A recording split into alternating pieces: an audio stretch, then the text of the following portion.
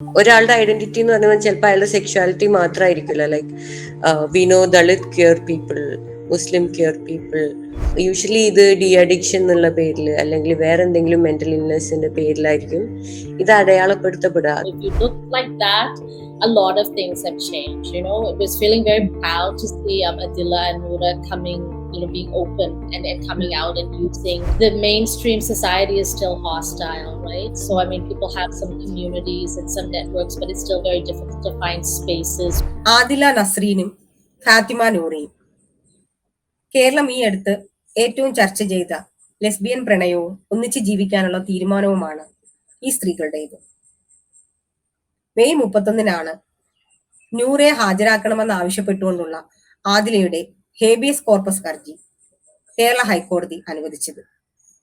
ഒന്നിച്ച് ജീവിക്കാനുള്ള തീരുമാനത്തിൽ ആദിലയ്ക്കും നൂറയ്ക്കും ഒരുപാട് വ്യക്തികളും അതോടൊപ്പം തന്നെ പല കൂട്ടായ്മകളും സഹായമായി നിന്നു. അതിൽ 2 കൂട്ടായ്മകളാണ് വനജയ കളക്റ്റീവും സഹയാത്രിക കളക്റ്റീവും. ഇത് ന്യൂസ് മിനിറ്റ് മലയാളത്തിന് വേണ്ടി വനജയുടെ ഗാർഗയും സഹയാത്രികയിൽ നിന്ന് ദീപയും സംസാരിക്കുന്നു. ഇത് ന്യൂസ് മിനിറ്റിന്റെ പുതിയ സംരംഭമാണ് the news minute Malayalam. News മിനിറ്റിനെ വിജയിപ്പിച്ചതുപോലെ ദ ന്യൂസ് മിനിറ്റ് മലയാളത്തെയും പ്രോത്സാഹിപ്പിക്കുക, കാണുക, ഷെയർ ചെയ്യുക. നിങ്ങൾ 2 പേരും സെക്ഷൽ മൈനോറിറ്റീസ്, സ്ത്രീകളിൽ തന്നെ വ്യത്യസ്തമായ തീരുമാനങ്ങൾ എടുക്കുന്ന ആൾക്കാർക്ക് വേണ്ടി നിലകൊള്ളുന്ന കൂട്ടായ്മയിൽ പ്രവർത്തിക്കുന്ന സ്ത്രീകളാണ്. അപ്പം ആദ്യമായിട്ട് ഞാൻ ഗാർഗിയോട് ചോദിക്കട്ടെ, ഈ കേരള സമൂഹത്തിലാണെങ്കിലും നമ്മൾ പ്രോഗ്രസീവ് ആണെന്ന് പുറമെ പറയുന്നെങ്കിലും ഇത്തരം കാര്യങ്ങളിൽ പിന്തിരിപ്പൻ സമീപനം തന്നെയാണ് ബഹുഭൂരിപക്ഷവും പുലർത്തിക്കൊണ്ടു പോകുന്നത്. അപ്പൊ ഇത്തരം ഒരു സമൂഹത്തിൽ നിന്നുകൊണ്ട് ഈ സെക്ഷൽ മൈനോറിറ്റി, ജെൻഡർ മൈനോറിറ്റികൾക്ക് വേണ്ടിയിട്ടുള്ള സമരം എത്രത്തോളം ടഫായിരുന്നു ഇത്രയും കാലം? It's tough both from the outside and the inside. Like എന്താ പറയാ, നമ്മളൊരു മാർജിനലൈസ്ഡ് ഒപ്രസ്ഡ് കമ്മ്യൂണിറ്റി ആയതുകൊണ്ട് തന്നെ നമ്മൾക്കിടയിൽ തന്നെ ട്രസ്റ്റ് ഉണ്ടാവുക, നമ്മൾക്കിടയിൽ തന്നെ സ്നേഹം ഉണ്ടാവുക എന്ന് പറയുന്നത് ഭയങ്കര ഡിഫിക്കൽട്ടായിട്ടുള്ള ഒരു ടാസ്ക് ആണ്. അപ്പം നമ്മൾ ചെയ്യുന്നത് എന്താന്ന് അത്രയും ക്ലാരിറ്റിയോടുകൂടി പ്രസന്റ് ചെയ്താൽ പോലും നമുക്ക് കമ്മ്യൂണിറ്റീൻ്റെ അകത്തുനിന്ന് തന്നെ ഒരുപാട് എന്താ പറയാ ഒരുപാട് പ്രശ്നങ്ങൾ അനുഭവിക്കുന്നുണ്ട്. പിന്നെ പുറത്തുനിന്ന് like it's not past, we are still handling with a lot of pressure from both the inside and the outside. And എന്താ പറയാ, അത് എടുക്കാൻ പറ്റുന്ന അത്ര എടുക്കാന്നുള്ള ഒരു തന്നെയാണ് നമ്മൾ മുന്നോട്ട് പോയിക്കൊണ്ടിരിക്കുന്നത്. ആദിലയുടെയും നൂറയുടെയും ആണെങ്കിൽ 2 കൂട്ടരുടെയും മാതാപിതാക്കള് വനജയ കളക്റ്റീവിൽ വന്നിരുന്നു. അപ്പം അത് ഉണ്ടാക്കുന്ന ഒരു സാമൂഹ്യ സാഹചര്യങ്ങളും കൂടെ ഉണ്ടല്ലോ. നമ്മുടെ സമൂഹത്തിൽ മോറൽ പോലീസിംഗ് ഉൾപ്പെടെ വളരെ ശക്തമായി തുടരുന്ന ഒരു സമൂഹം തന്നെയാണ് കേരളത്തിലേതും. അതായത് സമൂഹം ഇഷ്ടപ്പെടാത്ത തരത്തിൽ ഒരാണും പെണ്ണും ഒരുമിച്ച് ഏതെങ്കിലും ഒരു അവർക്ക് ഇഷ്ടപ്പെടാത്ത സമയത്ത് കാണുകയോ താമസിക്കുകയോ ചെയ്താൽ പോലും അതിൽ കയറി ഇടപെടാമെന്ന് വിചാരിക്കുന്ന ഒരു സമൂഹമാണ്. അപ്പം അത്തരം ഒരു സമൂഹത്തിൽ 2 സ്ത്രീകൾ ഒരുമിച്ച് ജീവിക്കാൻ തീരുമാനിക്കുക, അവർക്ക് ഇങ്ങനൊരു കളക്റ്റീവ് അഭയം കൊടുക്കുകയും തൽക്കാലത്തേക്കെങ്കിലും തീരുമാനിക്കുകയും ചെയ്യുകയും അവിടെ ഈ വീട്ടുകാർ വന്ന് പ്രശ്നം ഉണ്ടാക്കുകയൊക്കെ ചെയ്യുന്ന സാഹചര്യം എങ്ങനെയാണ് നേരിട്ടത്?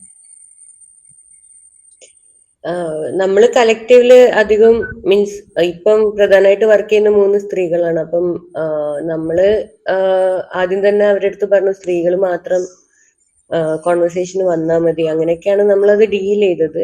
ഇവിടെ ഒരു നമ്മളുടെ കളക്റ്റീവ് ഓഫീസിന്റെ മുന്നിൽ ഒരു 20ഓളം ആൾക്കാര് ഒരു ഗുണ്ട പ്രവർത്തനം എന്നുള്ള രീതിയിൽ വന്നിട്ടുണ്ടായിരുന്നു. അപ്പം പിന്നെ പോലീസിനെ വിളിക്കേണ്ടി വന്നു. അങ്ങനെ കുറച്ച് കോംപ്ലിക്കേറ്റഡ് ആയിട്ടുള്ള സിറ്റുവേഷൻ ആയിരുന്നു. ഈ പാരന്റ്സ് അല്ല, നൂറന്റെ മൂത്തമ്മയും പിന്നെ അമ്മേന്റെ വീട്ടിലുള്ള ആൾക്കാരും പിന്നെ ആദിലന്റെയാണ് ഉമ്മ വന്നത്. ഉപ്പമാരും വന്നിട്ടില്ല. സ്ത്രീകളാണ് വന്നത് പ്രധാനമായിട്ട്? അതെ, സ്ത്രീകളല്ല പ്രധാനമായിട്ട് വന്നത്. സ്ത്രീകളെ മാത്രമേ ഞങ്ങള് ഡിസ്കഷന് ക്ഷണിച്ചുള്ളൂ. Means we were only willing to discuss with women. ഒരുപാട് പേരുണ്ടായിരുന്നു. പിന്നീട് ഈ അങ്ങനെയാണ് നമ്മൾ അതിനെ സ്ട്രാറ്റജൈസ് ചെയ്തെന്ന് പറയാം. ആദിലയുടെയും നൂറയുടെയും ഒരുമിച്ച് ജീവിക്കാനുള്ള തീരുമാനം കോടതി വരെ എത്തിയപ്പോഴാണ് കേരള സമൂഹം ഈ 2 വ്യക്തികളെ ശ്രദ്ധിച്ചതും അതിലൂടെയാണ് സഹയാത്രികയും വനജയും കൂടെ കുറച്ചുകൂടെ ഒരു പൊതുസമൂഹം കേൾക്കാൻ തുടങ്ങിയത്. അപ്പം എന്താണ് നമ്മുടെ കളക്റ്റീവിന്റെ പ്രവർത്തനങ്ങളൊന്ന് നമ്മുടെ ന്യൂസ് പീരീഡ് മലയാളത്തിന്റെ കാണികൾക്ക് വേണ്ടിയിട്ട് ഒന്ന് വിശദീകരിച്ച് പറയാൻ പറ്റുമോ രണ്ടുപേരും? ആദ്യം ഒന്ന് ദീപ പറയാമോ?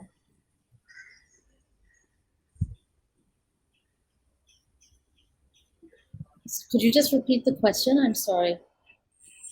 Okay, മലയാളത്തിൽ മതി, പക്ഷെ എനിക്ക് കുറച്ച് മിസ്സായി. What are the activities being done by Sahayatrika?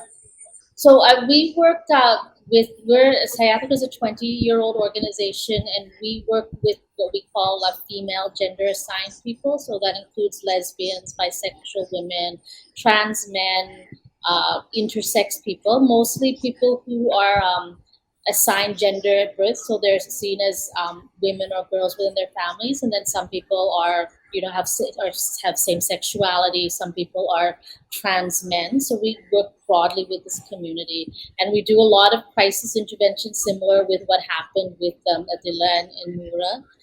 So a lot of families find it really difficult to accept this type of difference, and so people want to live with their partners, or they want to live according to their gender identity.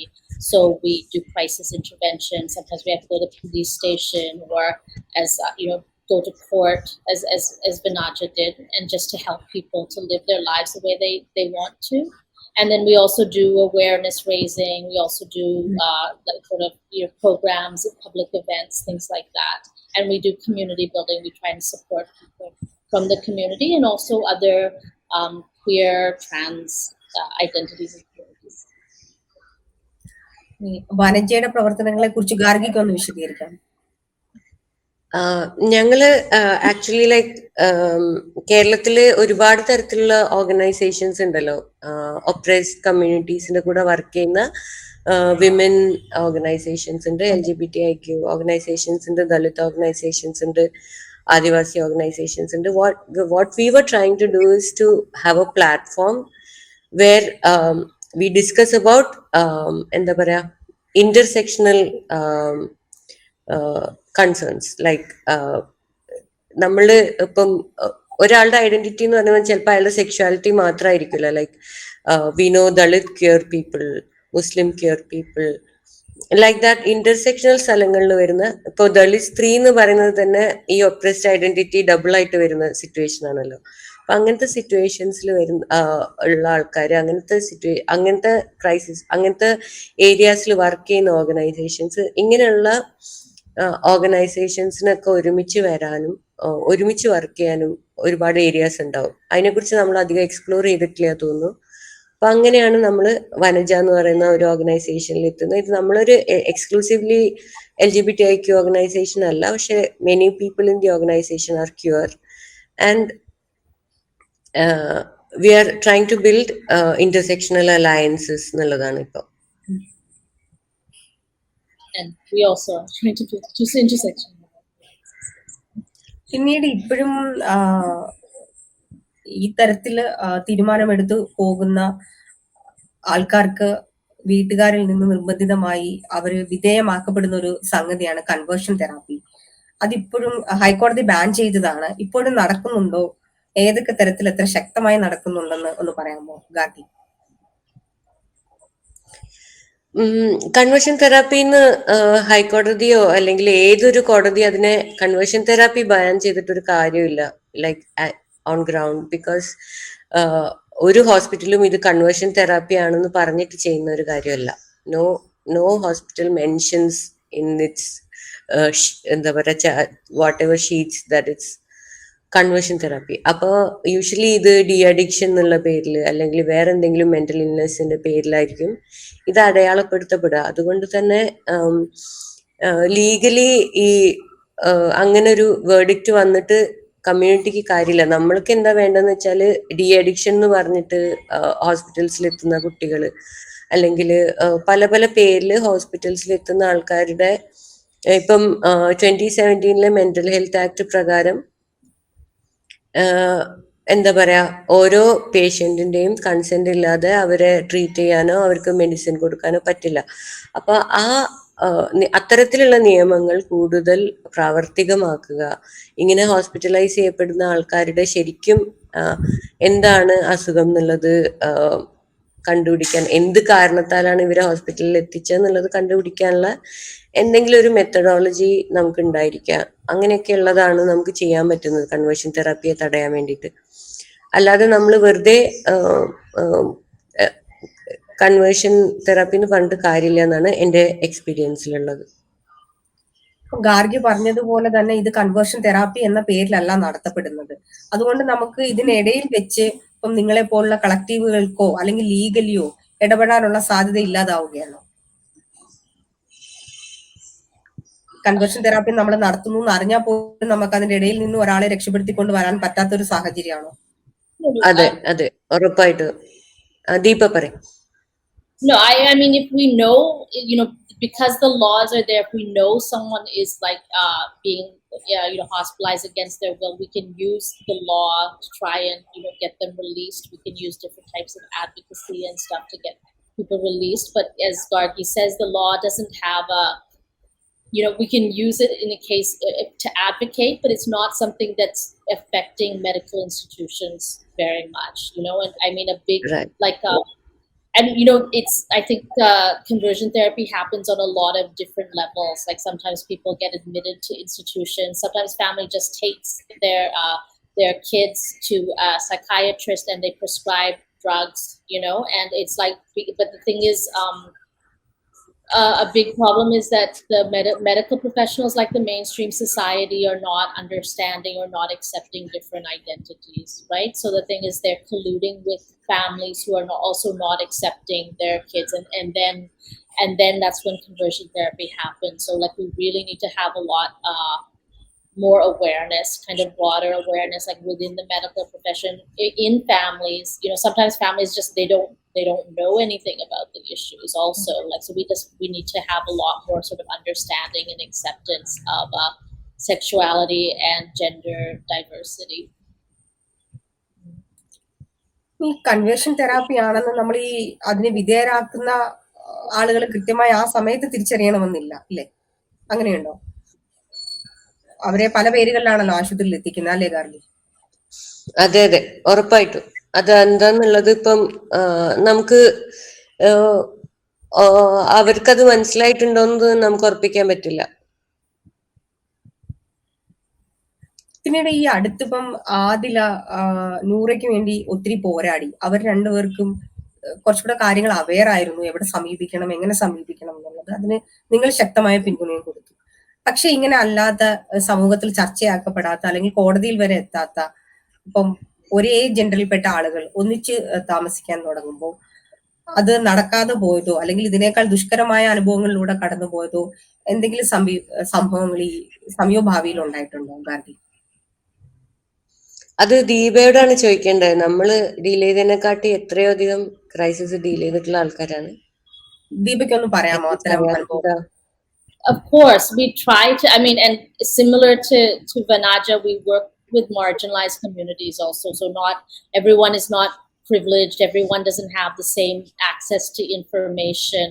And I mean, sometimes we get a lot of things because I think we get a lot of cases now through word of mouth, because people are starting to know other people, and especially through social media and that kind of thing. But we really want to reach out to very broadly, and because certain, like for example, for English speaking community people, there's a vast array of information that's available, but like lots of people don't speak English, lots of people don't have class privilege or different types of privilege, and so we are trying to like to reach out as much as we can, and have people know that we are here and other organizations are here.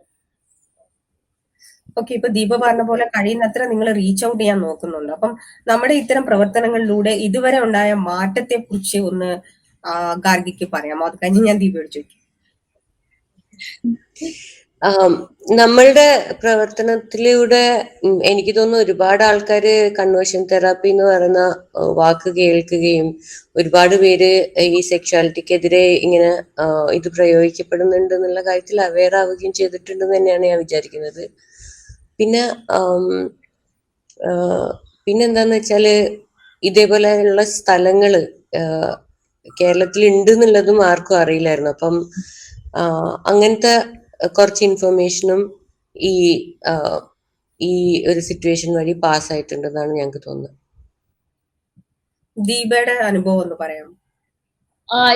ഞാനിത് 20 വർഷമായി ഈ വിഷയം കുറിച്ച് പ്രവർത്തിക്കുന്നു. I've been working in this area for 20 years, and so if you look like that, a lot of things have changed. It was feeling very proud to see Adila and Noura coming, being open and coming out and using social media to get support and things. So like, you have many more people who are claiming identities now, whereas 20 years ago people weren't even talking about it. There wasn't awareness around the issues. It wasn't considered to be, so if you look at it that way, a lot has changed. And also I think that I hope that many people can through social media, because many people use social media now, can find organizations.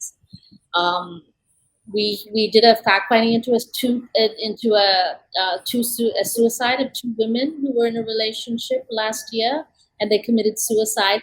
And we felt so sad because we wish that they could have reached out. And it seems like they were following things, like they were following organizations and things online, so they had that access, but they still, we weren't able to intervene with them. So I mean, it's still difficult, and even though there is, everyone, people use mobile phones now and TikTok and all of this, it's still not it's still not complete access. But I think compared to like 20 years ago, there's more, people are more aware. There's more films and this kind of thing. And so if you are a queer person or a trans person, you usually try to find, people try to find others like them. And I think now at least there's there's more possibility of that. But we still have a long way to go. And the thing is, the mainstream society is still hostile, right? So people have some communities and some networks, but it's still very difficult to find spaces within families or within working situations, education situations. So it kind of has to grow, like the understanding has to grow. നമ്മൾ ഈ സമൂഹത്തെ പറ്റിയൊക്കെ അവർക്ക് ഇനിയും educate ചെയ്യപ്പെടേണ്ടതുണ്ടെന്ന് പറയുമ്പോൾ ഇതിലൊക്കെ കൃത്യമായി നിയമം നടപ്പാക്കേണ്ട പോലീസുകാരിൽ നിന്ന് പോലും നമുക്ക് ഇവരുടെ രണ്ടിന്റെയും കാര്യത്തിൽ പോലും ആദ്യം ഒരു അനുകൂല നിലപാടല്ല ഉണ്ടായത്. ഗാർഗി, അതിനെക്കുറിച്ചൊന്ന് പറയാമോ? പോലീസിന്റെ ഭാഗത്ത് ആദിലയുടെയും നൂറയുടെയും കാര്യത്തിലുണ്ടായ പ്രതികരണം, ആദ്യത്തെ ആ നിലപാടിനെ കുറിച്ച്. പോലീസ് എന്ന് പറഞ്ഞാല് ഞങ്ങളുടെ ഒരു എക്സ്പീരിയൻസിൽ എല്ലാ കാലത്തും ഈ സദാചാരം നിലനിർത്തിക്കൊണ്ടു പോകാൻ വേണ്ടിയിട്ടുള്ള ഒരു സംവിധാനമായിട്ടാണ് ഞങ്ങൾക്ക് ഫീൽ ചെയ്തിട്ടുള്ളത്. ഞങ്ങള് പലതരത്തിലുള്ള കേസുകളിൽ ഇപ്പം ചെയ്യുന്നതിലാണ് കുറച്ചുകൂടെ താല്പര്യം എന്നാണ്. അതെ, അവർക്ക് നിയമം പാലിക്കുന്നതിൽ കൂടുതൽ താല്പര്യം സദാചാരം നിലനിർത്തുന്നതിലാണ്. അപ്പൊ അവര് എന്താ പറയാ, ഈ സ്ത്രീകളുടെ കേസിലാണെങ്കിലും ദളിതരുടെ കേസിലാണെങ്കിലും ഇപ്പം നൂറന്റെ കേസിലാണെങ്കിലും പല രീതിയിൽ ഇവര് നമ്മളുടെ അടുത്ത് പറഞ്ഞുകൊണ്ടിരിക്കുന്നത് വേറെ കാര്യം, അവരുടെ പാരന്റ്സിന്റെ അടുത്ത് പറയുന്നത് വേറെ കാര്യം. ആൻഡ് അവസാനം പോലും നമ്മൾ മനസ്സിലാക്കുന്നത് ആഫ്റ്റർ ദ ഹൈക്കോർട്ട് വേർഡിക്റ്റ് അവര് തിരിച്ച് നൂറനെ പോലീസ് സ്റ്റേഷനിൽ കൊണ്ടുപോയിട്ട് എന്താ പറയാ,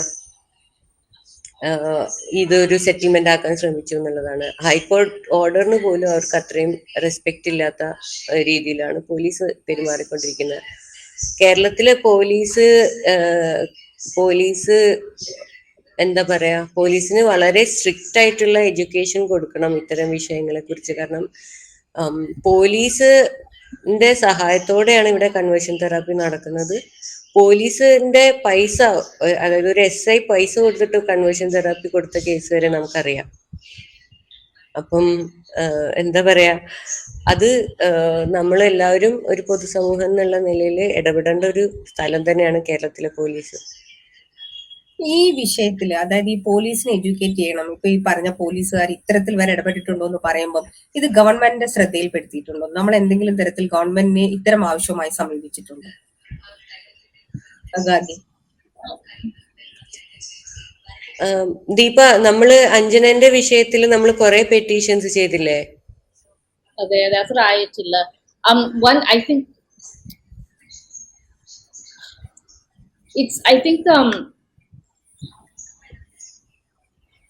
there's a, like, I think that so with lesbians, let's say, I mean,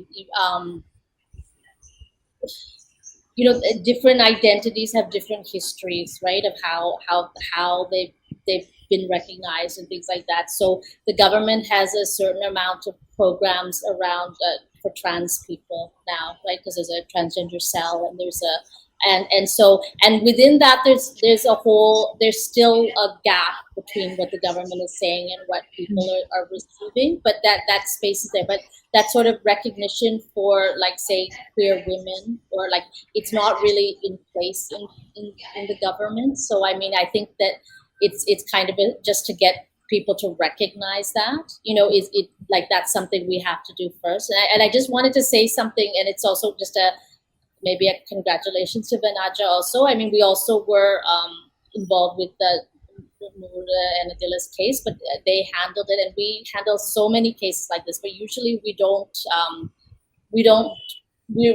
it's not, we do things very quietly usually. Like, we don't come and online and this kind of thing, and for safety reasons and all of that. But because Noor and Adila was very kind of gutsy about it, and she came online and she shared her story, I think that kind of thing makes a big difference. And I have to say that, like, if I compare this situation to Anjana Harish's situation, which is another person who used video and things, and unfortunately, died of, like, that there was a lot of very negative, a lot of really bad trolling, and a lot of, it's a whole thing. Gargi could talk about that a lot, but it's been fairly positive. Like, the online response and stuff has been pretty positive. So I think this thing about people sharing their stories and kind of being human and kind of speaking from different locations kind of helps a lot, and I think I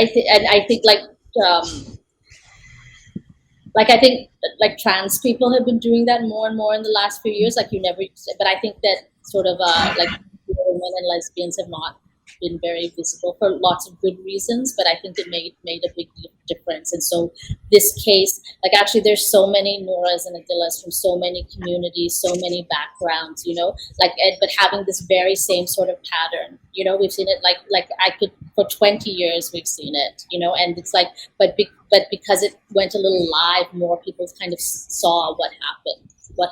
So I think that's a really positive thing. നിങ്ങൾ ഈ രണ്ടുപേരും പറഞ്ഞ ഇത്തരം വിഷയങ്ങൾക്ക് പുറമെ നമ്മൾ കൃത്യമായും കാണേണ്ട ഒരു കാര്യമാണ് ഇത്തരം ജീവിതങ്ങൾ തിരഞ്ഞെടുക്കുന്നവർക്കുള്ള സാമ്പത്തികമായ ഒരു പിന്തുണ. നമ്മൾ ലീഗൽ സഹായം കൊടുക്കുന്നു, ഇപ്പൊ മാനസികാരോഗ്യത്തിന് വേണ്ടി കൗൺസിലിംഗ് അതൊക്കെ ഏർപ്പെടുത്തുമ്പോഴും അതിലൊരു ഇന്റർവ്യൂ പറഞ്ഞിരുന്നു, അവർ +2 പഠിച്ചപ്പോൾ എന്തുകൊണ്ട് ഒരുമിച്ച് ജീവിക്കുന്ന തീരുമാനത്തിലേക്ക് എത്തിയില്ല എന്നുള്ളത് രണ്ടുപേർക്കും സാമ്പത്തികമായി സ്വന്തമായി നിലനിൽപ്പില്ല എന്നുള്ളത് കൊണ്ടാണ്. പക്ഷെ അത് കഴിഞ്ഞ് വിദ്യാഭ്യാസം ഇത്തരം ജീവിതങ്ങൾ തിരഞ്ഞെടുക്കുന്നവർക്കുള്ള ഒരു ജോലിയൊക്കെ കിട്ടാനുള്ള വിഷമത ഭയങ്കരമാണ്. അപ്പം ഈ ഒരു സാമ്പത്തികമായ ഒരു നിലനിൽപ്പിനെ സെക്ഷുവൽ ജെൻഡർ മൈനോറിറ്റീസിന്റെ എങ്ങനെയാണ് നമ്മൾ സമീപിക്കുന്നത്, എങ്ങനെയാണ് ഗാന്ധി?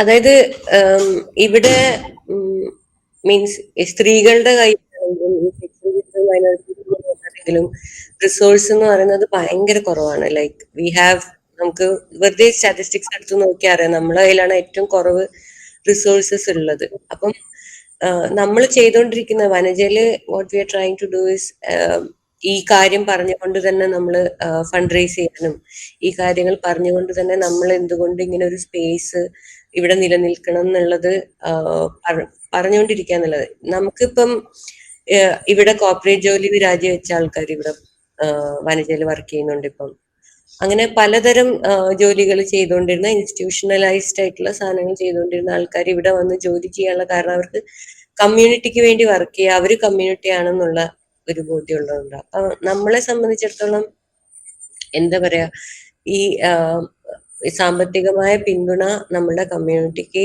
ഉണ്ടാവുക എന്ന് പറയുന്നത് ഭയങ്കര, അതൊരു പൊളിറ്റിക്കൽ ആക്ഷൻ തന്നെയാണ്. It's not nothing less than, എന്താ പറയാ, അതങ്ങനെയുള്ള ഒരു സംഭവമല്ല. അപ്പൊ നമ്മള് നൂറക്കും അതിലേക്കും തന്നെ പല രീതിയിൽ അവർക്ക് കോൺട്രിബ്യൂട്ട് ചെയ്യണമെന്ന് ആഗ്രഹിച്ച ആൾക്കാരുടെ സാധനങ്ങളൊക്കെ നേരിട്ട് അവർക്ക് തന്നെ എത്തിച്ചു കൊടുത്തിട്ടുണ്ട്.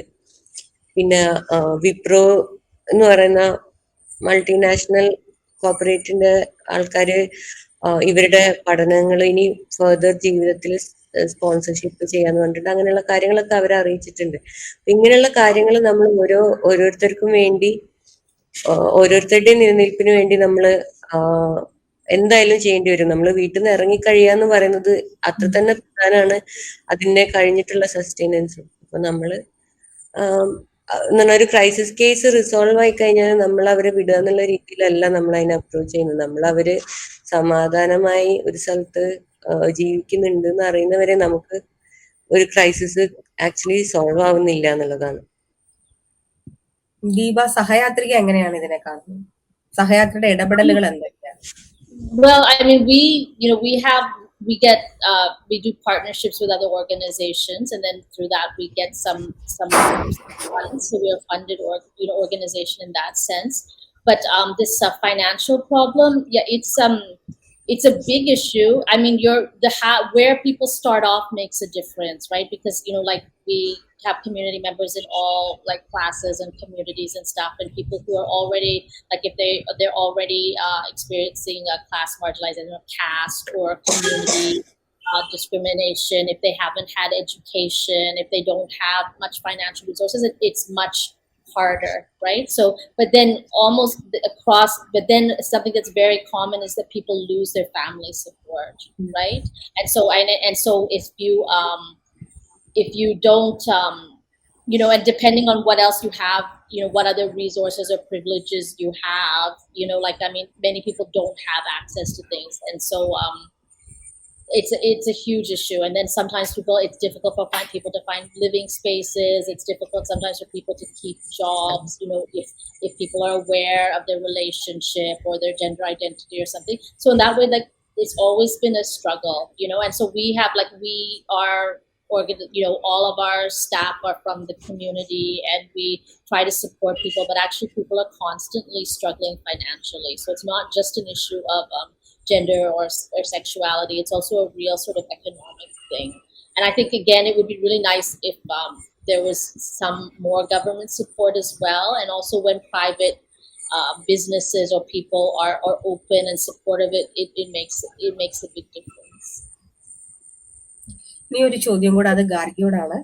നേരത്തെ നമ്മൾ ഈ ഗവൺമെന്റിനെ സമീപിക്കുന്ന കാര്യത്തെ കുറിച്ച് ചോദിച്ചല്ലോ. അപ്പം നമ്മൾ ഈ വനജ സഹയാത്രിക പോലെ അല്ലാതെ അതിന് സമാനമായ മറ്റു വിഷയങ്ങൾ ഇടപെട്ട് നിൽക്കുന്ന ആരുടെയെങ്കിലും ഒരു കൂട്ടായ്മയെ പറ്റി ആലോചിച്ചിട്ടുണ്ടോ? അങ്ങനെ ഒരുമിച്ച് നമുക്ക് ഗവൺമെന്റിനെ അപ്രോച്ച് ചെയ്യാമെന്ന് ചിന്തിച്ചിട്ടുണ്ടോ?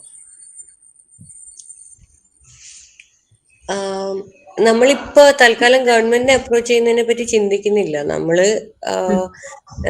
ഞാന് ധന്യന്റെ അടുത്ത് പറഞ്ഞിരുന്നു, we are raising funds presently and crowdfunding ആണ്. മീൻസ് നമ്മൾ ഉദ്ദേശിക്കുന്നത് എങ്ങനെയാന്ന് വെച്ചാല്, നമ്മളെപ്പോലെയുള്ള ആൾക്കാര്, നമ്മളെപ്പോലെ ഇപ്പൊ ദീപ പറഞ്ഞ പോലെ ചിലപ്പോൾ ഫൈനാൻഷ്യൽ പ്രിവിലേജസ് ഉള്ള ആൾക്കാര്, നമ്മളെപ്പോലെ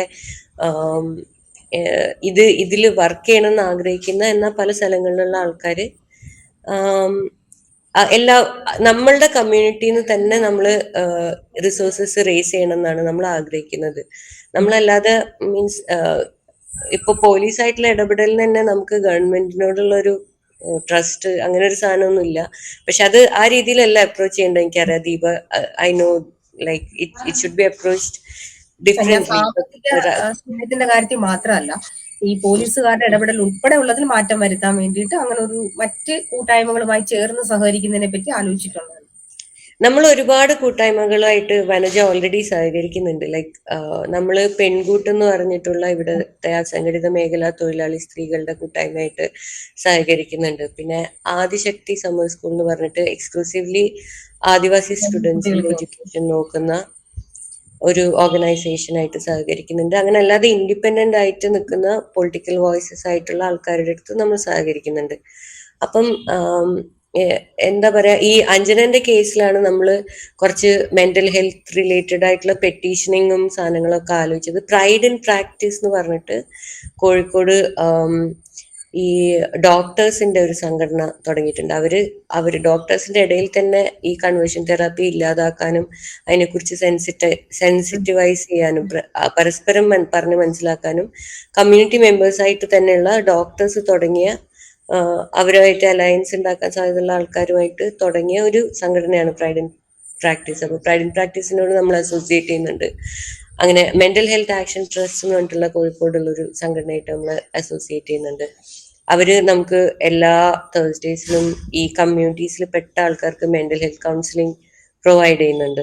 അപ്പൊ അങ്ങനെ നമ്മൾ ഒരുപാട് ഓർഗനൈസേഷൻസുമായിട്ട് അസോസിയേറ്റ് ചെയ്ത് പല രീതിയിലുള്ള സാമൂഹ്യ മാറ്റങ്ങൾ വരുത്താൻ എന്താ ചെയ്യാന്നുള്ളതാണ് നമ്മൾ ആലോചിക്കുന്നത്. അത് തന്നെയാണ് നമ്മളുടെ കൺസേൺ. വളരെ നന്ദി ഗാർഗി, ദീപ.